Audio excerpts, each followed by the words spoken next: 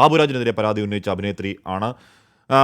Madam, ഏറ്റവും ഒടുവിൽ ബാബുരാജ് പറയുന്നത് നിങ്ങൾക്ക് പിന്നിൽ അമ്മയെ തകർക്കാനുള്ള, അല്ലെങ്കിൽ അമ്മയുടെ നേതൃസ്ഥാനത്തേക്ക് ബാബുരാജ് വരാതിരിക്കാനുള്ള ചില ശക്തികൾ കളിക്കുന്നുണ്ട്, ചില അജണ്ടയുണ്ട് എന്നുള്ളതാണ്. അത് കേട്ടിരുന്നോ ആരോപണം?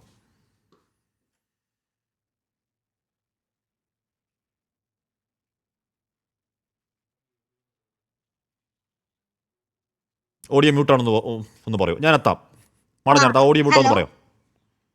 ഇല്ല, ഓക്കെയാണ്. എങ്കിൽ പറയും. ബാബുരാജ് പറയുന്നത് നിങ്ങൾക്ക് പിന്നിലുള്ളത് ഒരു അജണ്ടയാണ്, ഒരു ടീം ഉണ്ടെന്ന് പറയുകയാണ്. അദ്ദേഹം പറഞ്ഞത് എനിക്ക് ആരോ പൈസ തന്നിട്ട് അദ്ദേഹത്തിനെതിരെ ആരോപണം ഉന്നയിക്കുകയാണ്, അദ്ദേഹം അമ്മയുടെ ജനറൽ സെക്രട്ടറി ആകുന്നു എന്ന് കേട്ടത് കൊണ്ട് ആരൊക്കെയോ പ്രേരിപ്പിച്ചു എന്നൊക്കെയാണ് പറയുന്നത്. ഒരിക്കലും ഞാൻ അതിന് സമ്മതിക്കില്ല.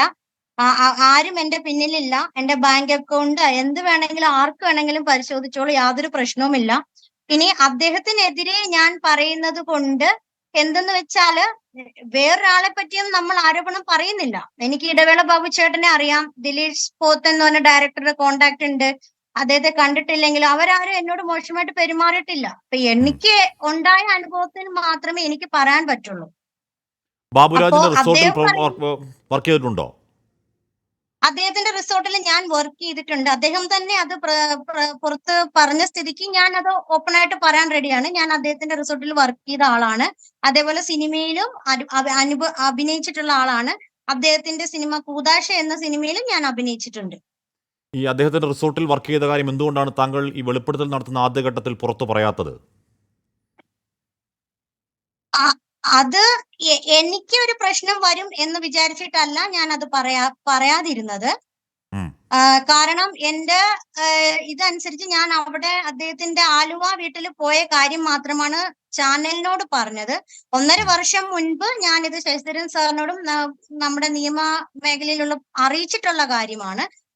സിനിമ ചാനലിന് മാത്രം, കാരണം ഞാൻ വിവാഹിതയാണ്. അതേപോലെ തന്നെ ഹസ്ബൻഡിന് അദ്ദേഹം ഒരു ബിസിനസ്സുകാരനാണ്. അദ്ദേഹത്തിന്റെ മാന്യതയും എല്ലാം വിചാരിച്ചുകൊണ്ടാണ് കുറച്ച് കാര്യങ്ങൾ ഞാൻ പറയാതിരുന്നത്. ഇനി അദ്ദേഹം പറഞ്ഞ സ്ഥിതിക്ക് ഓപ്പൺ ആയിട്ട് പറയുന്നതിന് മടിയൊന്നുമില്ല. ഈ റിസോർട്ടിൽ പ്രവർത്തിക്കുന്ന സമയത്ത് ഇദ്ദേഹവുമായി എന്തെങ്കിലും തർക്കമോ എന്തെങ്കിലും മുൻവൈരാഗ്യം ഉണ്ടായിരുന്നോ? അതും അദ്ദേഹം പറയുന്നുണ്ട്. അദ്ദേഹവുമായിട്ട് എനിക്ക് യാതൊരു വ്യക്തിവൈരാഗ്യവും ഇല്ല. എന്ന് വെച്ചാല് ഞാൻ ആ റിസോർട്ടിൽ ജോലി ചെയ്ത സമയത്ത് അദ്ദേഹത്തിൽ നിന്ന് പീഡനം അനുഭവിച്ചിട്ടുണ്ട്. എന്നാൽ പക്ഷെങ്കിൽ ഞാൻ അവിടുന്ന് റിസൈൻ ചെയ്യുന്ന സമയത്ത് അദ്ദേഹത്തിന്റെ മകനുമായിട്ട് ഫൈറ്റ് ഉണ്ടായിട്ടുണ്ട്. അത് ഈ ഒരു വിഷയത്തിലല്ല, മറ്റു ചില കാരണങ്ങളിലാണ് ഉണ്ടായിട്ടുള്ളത്. ഇദ്ദേഹത്തിനോട് വൈരാഗ്യബുദ്ധി വെക്കാൻ എന്നുള്ളത് ഈ ഒരു വിഷയത്തിൽ മാത്രമാണ് എനിക്കുള്ളത്. അല്ലാതെ അദ്ദേഹത്തിനോട് വേറെ വൈരാഗ്യം വെച്ചുകൊണ്ട് പ്രവർത്തിക്കാനോ ഉള്ള ഒരു സാഹചര്യം ഇവിടെ ഇല്ല. എനിക്കിപ്പോ അദ്ദേഹത്തിനോട് വൈരാഗ്യം കാണിക്കേണ്ട കാര്യമില്ല. ഞാനിപ്പോ സിനിമാ ഫീൽഡിലോ അദ്ദേഹത്തിന്റെ സ്ഥാപനത്തിലോ ജോലി ചെയ്യുന്ന ആളുമല്ല. ഇപ്പോ ഒരു ലൈഫ് കൊണ്ടുപോകുന്ന ആളാണ്. എനിക്ക് അദ്ദേഹത്തിന് എതിരെ പ്രവർത്തിക്കേണ്ട ആവശ്യങ്ങളില്ല. ഇപ്പൊ ഞാനിത് പറയാനുള്ള കാരണം എന്ന് വെച്ചാൽ, ഇപ്പൊ എല്ലാ അനുഭവിച്ച പ്രശ്നങ്ങളും നമ്മളുടെ ഹേമ കമ്മിറ്റി റിപ്പോർട്ട് പ്രകാരം ഇതില് നേരിട്ട വിഷയങ്ങൾ പറയുമ്പോൾ അത് ഞാനും അനുഭവിച്ച ആളായതുകൊണ്ട് അത് സമൂഹത്തിന്റെ മുമ്പിൽ കൊണ്ടുവരണം എന്ന ഒരു വിശ്വാസം, എന്ന ഒരു ധാരണ ഉള്ളത് കൊണ്ട് മാത്രമാണ് ഞാൻ ഇത് പറയുന്നത്. ഈ അന്വേഷണ സംഘത്തിൽ ആരെങ്കിലും താങ്കളെ കോൺടാക്ട് ചെയ്തിരുന്നോ മാഡം? അന്വേഷണ സംഘത്തിലെ DIG മാഡം അജിത ബീഗം എന്ന മാഡത്തിന്റെ പേരെന്ന് തോന്നുന്നു എന്നെ ബന്ധപ്പെട്ടിരുന്നു. അപ്പോ അവരുമായിട്ട് ഞാൻ സംസാരിച്ചിട്ടുണ്ട്. അപ്പൊ നാട്ടില് വന്നതിന് ശേഷം അവരുമായിട്ട് എല്ലാ വിഷയങ്ങളും സംസാരിക്കാം. ഇനി അദ്ദേഹത്തിന്റെ പ്രതികരണങ്ങളും അദ്ദേഹത്തിന്റെ റിയാക്ഷനും അനുസരിച്ചിട്ടും സാഹചര്യങ്ങൾ എങ്ങനെയാണ് മുന്നോട്ട് പോകുന്നതെന്നുള്ള രീതിക്കും അനുസരിച്ചിട്ട് ബാക്കി കാര്യങ്ങൾ മുന്നോട്ട് കൊണ്ടുപോകുന്നതായിരിക്കും. അതായത് പരാതി കൊടുക്കാൻ നിലവിൽ താല്പര്യമില്ല. നിലവിൽ അങ്ങനെ ഒരു അദ്ദേഹത്തിനെതിരെ FIR ഇടാൻ നിലവിൽ ഉദ്ദേശിച്ചിട്ടില്ല. എങ്കിൽ പോലും എന്ത് സാഹചര്യമാണോ വരുന്നത് അതിനനുസരിച്ചിട്ടുള്ള ഉചിതമായ തീരുമാനം എടുക്കുക തന്നെ ചെയ്യും. അതിലൊരു ഭീഷണിയുടെ സ്വരമുണ്ടോ മാഡം? കാര്യം താങ്കൾ പറയുകയാണ് ബാബുരാജിന്റെ തുടർ പ്രതികരണങ്ങൾ കൂടി നോക്കിയിട്ടാകാം അടുത്ത തീരുമാനം എന്ന് പറയുമ്പോൾ, അതിനകത്തൊരു ഭീഷണിയുടെയോ ഒരു ബ്ലാക്ക് മെയിലിംഗിന്റെയോ സ്വരമുണ്ടോ? ഞാൻ ഭീഷണിയായിട്ടല്ല പറഞ്ഞത്. അദ്ദേഹം പറയുന്നുണ്ടല്ലോ, അദ്ദേഹത്തിനെതിരെ ആരോപണങ്ങൾ ഉന്നയിക്കുകയാണ്. അദ്ദേഹം തന്നെയാണ് പറഞ്ഞത് അദ്ദേഹത്തിന്റെ റിസോർട്ടിൽ ജോലി ചെയ്ത ആളാണ് ഞാൻ എന്നുള്ളത്. അത് എന്റെ പ്രശ്നത്തെ കരുതി കൂടിയാണ് കുറച്ച് കാര്യങ്ങൾ ഞാനത് പറയാതിരുന്നത്. ഇപ്പൊ നിലവിൽ എനിക്ക് എന്തും ഓപ്പൺ ആയിട്ട് പറയുന്നതിന് സമൂഹത്തിലല്ല നിയമത്തിന്റെ മുന്നിൽ എല്ലാം പറയുന്നതിന് പ്രശ്നമില്ല.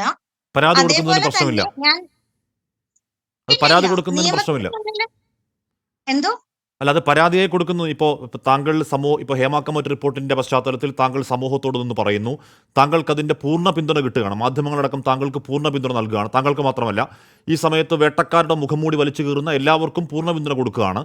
അപ്പോൾ പൂർണ്ണ പിന്തുണ കൊടുക്കുന്നതിന് അടുത്ത ഘട്ടത്തിൽ താങ്കൾ ചെയ്യേണ്ടത് അത് പരാതിയിലേക്ക്, വ്യവഹാര വഴിയിലേക്ക് പോവുക എന്നുള്ളതാണ്. താങ്കൾ അതിന് മുതിരാത്തത് എന്തുകൊണ്ടാണ്? പരാതിപ്പെടാഞ്ഞതെന്ന് വെച്ചാല് ഞാൻ എപ്പോഴും നാട്ടിലില്ലാത്ത ഒരാളായതുകൊണ്ടും അതിന്റെ പിന്നിൽ പോകാൻ എപ്പോഴും നമ്മളെ വിളിക്കും. എഫ്ഐആർ കൊടുത്താൽ അതിലേക്ക് പോകേണ്ട സാഹചര്യമുണ്ട്. അന്ന് അതിന്റെ പേരിലാണ് ശശിധരൻ അല്ല സാർ അല്ല പറഞ്ഞപ്പോൾ അല്ല, ഞാൻ ഞാൻ ചോദിക്കുന്ന അപ്പോഴത്തെ കാര്യമല്ല.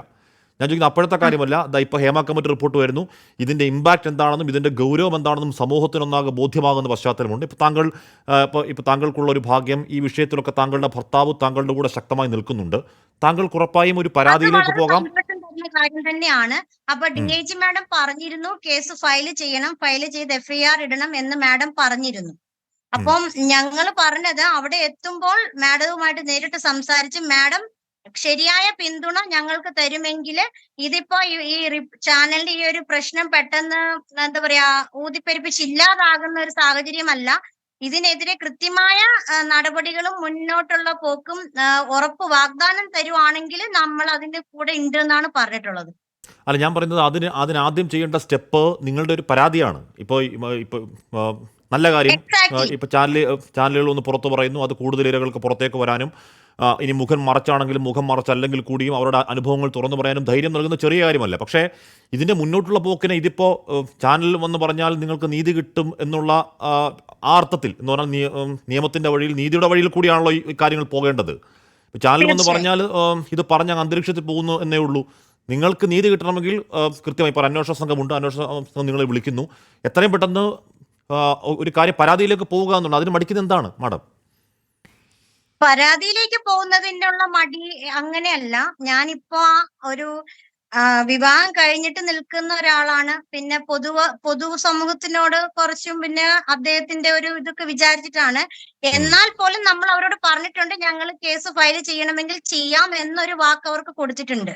കൂടുതൽ അല്ല, ഞാൻ പറയുന്നത് വിശദമായിട്ട് അവരുമായി സംസാരിച്ചു. അല്ല, ഞാൻ പറഞ്ഞ ഇപ്പോൾ ഞാൻ പറയുന്ന അദ്ദേഹത്തിന്റെ ഒരു ഇത് എന്ന് പറയുമ്പോൾ, നിങ്ങൾ ഇപ്പോൾ ബാബുരാജ് എന്ന് പറയുന്ന ആൾക്ക് എന്തെങ്കിലും ഡാമേജ് ഉണ്ടാവുന്നതിനാണ് നിങ്ങൾ ഭയക്കുന്നതെങ്കിൽ അത് ഓൾറെഡി ഉണ്ടായിക്കഴിഞ്ഞു. ബാബുരാജിനെ അല്ല ഞാൻ ഉദ്ദേശിച്ചത്, ക്ഷമിക്കണം. ആ, ബാബുരാജിനെ അല്ല, എന്റെ ഓ ഭർത്താവിന്റെ യെസ്, കാര്യമാണ് ഞാൻ സോറി. പറഞ്ഞത്. ബാബുരാജിനെ അല്ല. ഓക്കെ മാഡം, ഒരൊറ്റ കാര്യം കൂടി. ബാബുരാജ് ഇന്ന് പറയുകയാണ്, താങ്കൾക്ക് മുഖം വെളിവാക്കി പുറത്തേക്ക് വരാൻ ധൈര്യമുണ്ടോ എന്നടക്കം ഒരു വെല്ലുവിളി സ്വഭാവത്തിൽ ചോദിക്കുകയാണ് ബാബുരാജ്. അതിനോട് മറുപടി ഉണ്ടോ? മുഖം വെളിവാക്കി ഇപ്പോ ഞാനിപ്പം ചാനലിൽ മുഖം വെളിവാക്കിയില്ലെങ്കിലും ഞാനൊരു കേസുമായിട്ട് മുന്നോട്ട് പോകുമ്പോൾ തീർച്ചയായും എന്റെ മുഖം അദ്ദേഹം കാണും. അത് തന്നെയുമല്ല, ഇപ്പൊ ഓൾറെഡി എന്റെ മുഖം കാണിച്ചില്ലെങ്കിൽ അയാൾക്ക് എന്നെ മനസ്സിലായിട്ടുണ്ട് ഞാൻ ഇന്ന ആളാണെന്ന്. ഇനിയിപ്പോ അദ്ദേഹത്തിന് മനസ്സിലാക്കേണ്ട കാര്യമില്ലല്ലോ. Okay thank you madam, thank you. എന്തായാലും താങ്കൾ പരാതി സധൈര്യം മുന്നോട്ടേക്ക് വരുന്നുണ്ട്. അത് കൂടുതൽ പേർക്ക് മുന്നോട്ടേക്ക് വരാനുള്ള ഒരു ധൈര്യം കൂടിയാണ്. അതിനിടയിലും ബാബുരാജ് ഇത്തരം ആരോപണങ്ങൾ ഉന്നയിക്കുന്നുമുണ്ട്. Thank you.